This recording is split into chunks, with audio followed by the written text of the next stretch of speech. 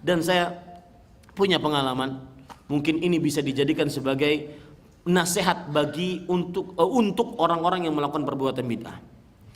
Suatu ketika saya masih mahasiswa di Universitas Islam Madinah waktu itu, kemudian diperbantukan sebagai penerjemah di musim haji. Dan ini memang kebiasaan baik dari kerajaan Arab Saudi, mahasiswa dari negara-negara tertentu diperbantukan sebagai penerjemah musim haji. Jadi kalau ada syekh ceramah di Mekah, di masjid mana begitu, ya maka diterjemahkan oleh mahasiswa-mahasiswa.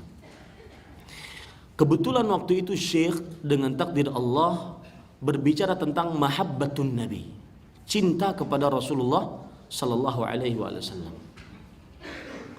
Dan salah satu yang beliau bicarakan, salah satu bentuk cinta kepada Rasulullah, kata beliau, adalah tidak beribadah kecuali dengan petunjuk dan contoh dari Rasulullah SAW. Itu memang konsekuensi dari kecintaan. Kalau Anda cinta, Anda akan mengikuti, betul?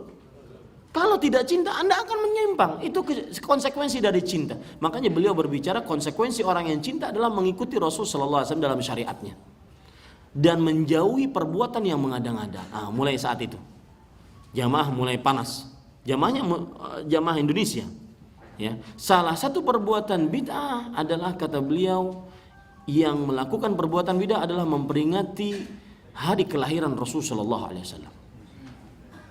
Memperingati hari kelahiran Rasulullah sallallahu alaihi wasallam. Kemudian langsung angkat suara seseorang, "Syekh, saya nanya." Pakai bahasa Arab yang terbata-bata, beliau bertanya, apa dalilnya dilarang untuk memperingati hari kelahiran Rasulullah SAW? Itu kan mendatangkan kebaikan, kecintaan, ada silaturahim, ada membaca sejarah Rasulullah SAW, banyak kebaikan di sana. Maka Syekh dengan tenangnya mengatakan, tenang, coba ambilkan jus dulu untuk bapak ini. Habis itu Syekh bertanya, Bapak, sebelum saya jawab, saya ingin bertanya dulu kepada Bapak, apakah memperingati hari kelahiran beliau Bapak anggap baik atau buruk? Maka dengan tegas mengatakan, ya baiklah. Kalau enggak baik, mana saya mau memperingatinya? Taib, selesai.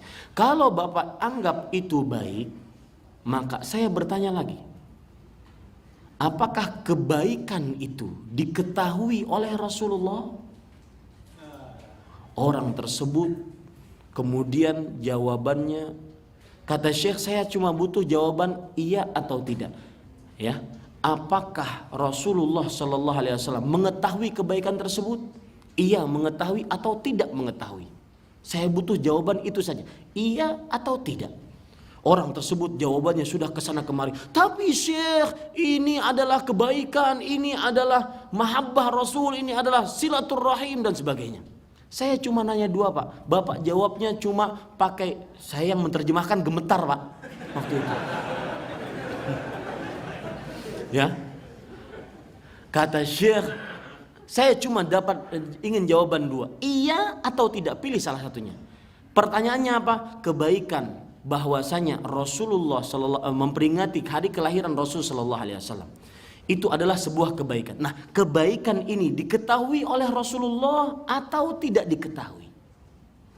Maka kalau dia pertama kali menjawab diketahui oleh Rasulullah SAW, kata Syekh, astaghfirullah, a'udzubillahi minasyaitonirrajim, astaghfirullah. Beliau kemudian bergetar. Kata Syekh, Bapak takutlah kepada Allah. Ketika Bapak mengatakan kebaikan itu diketahui oleh Rasulullah Sallallahu Alaihi Wasallam, berarti secara tidak langsung Bapak sudah menuduh Rasul Sallallahu Alaihi Wasallam menyembunyikan kebaikan tersebut dari umatnya. Buktinya apa? Sampai Rasulullah Sallallahu Alaihi Wasallam meninggal, beliau tidak pernah mensyariatkan itu kepada umatnya. Paham maksud saya? Kemudian dia jawab ke sana kemari sampai jamaah haji yang lain, udah saya tinggalin aja itu, kalah tuh. Saya mau nanya haji katanya. Merah mukanya, subhanallah. Kemudian Syekh, sabar kata Syekh kepada yang ini, sabar. Saya ingin nanya lagi kepada Bapak. Sekali lagi Pak pertanyaannya. Pak, kebaikan tersebut dari memperingati hari kelahiran Rasulullah diketahui oleh Rasulullah atau tidak? Tadi Bapak jawab tidak, diketahui. Dan jawabannya sudah seperti itu. Kalau Bapak menjawab diketahui, berarti Bapak sudah menuduh kebaikan ini, menuduh Rasulullah. Kebaikan tersebut disimpan oleh Rasulullah, tidak diberitahukan sampai akhir wafat beliau. Karena tidak pernah ada satu riwayat pun yang sahih. Dan ini yang memperingati hari kelahiran pun tahu, tidak ada satu riwayat yang sahih bahwa Rasulullah SAW pernah memperingatinya. Apalagi dengan seperti yang mereka bilang tersebut, mereka kerjakan sekarang. Ya, sampai merhabanan, sampai berdiri, katanya Rasulullah SAW datang. Kalau seandainya berdiri di Masjid Al-Fatah, Rasulullah SAW datang, berarti nanti yang di Afrika ngerjakan siapa yang datang tuh? Nah, kemudian saya ingin nanya lagi, kebaikan itu diketahui oleh Rasulullah SAW atau tidak? Kalau tadi Bapak jawab diketahui, itu sudah tidak benar. Ya sudah, nggak diketahui oleh Rasulullah SAW. Akhirnya apa?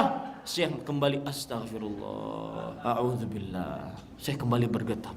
Kata beliau, Pak, takutlah kepada Allah. Berarti Bapak menuduh Rasulullah SAW bodoh terhadap syariat, tidak mengetahui kebaikan. Jadi mundur kena, maju kena. Yang ajibnya luar biasa. Dan ini kejadian nyata Pak. Wallahi kejadian nyata. Ajibnya, saya kan masih, syekhnya kemudian salam karena suasana sudah begitu hangat. Saya syekhnya salam, kemudian keluar masuk ke mobil duluan. Nunggu saya di mobil. Saya masih dengan jamaah haji bertanya tentang haji. Setelah beberapa lama saya masuk ke dalam mobil syekh. Syekh bercerita, ya Ahmad, ta'rif, wahai Ahmad, kamu tahu nggak orang tadi yang nanya itu datang ke mobil saya, nunggu di depan pintu masjid. Saya sudah hati-hati saja, mungkin mau nonjok saya atau gimana gitu. Akhirnya beliau bercerita, itu orang berkata, saya punya jamaah di Indonesia, jamaah saya ratusan ribu manusia, dan saya bertobat atas semua yang saya lakukan. Kemudian beliau memeluk syekh, kemudian selesailah pertemuan tersebut. Alhamdulillahi Rabbil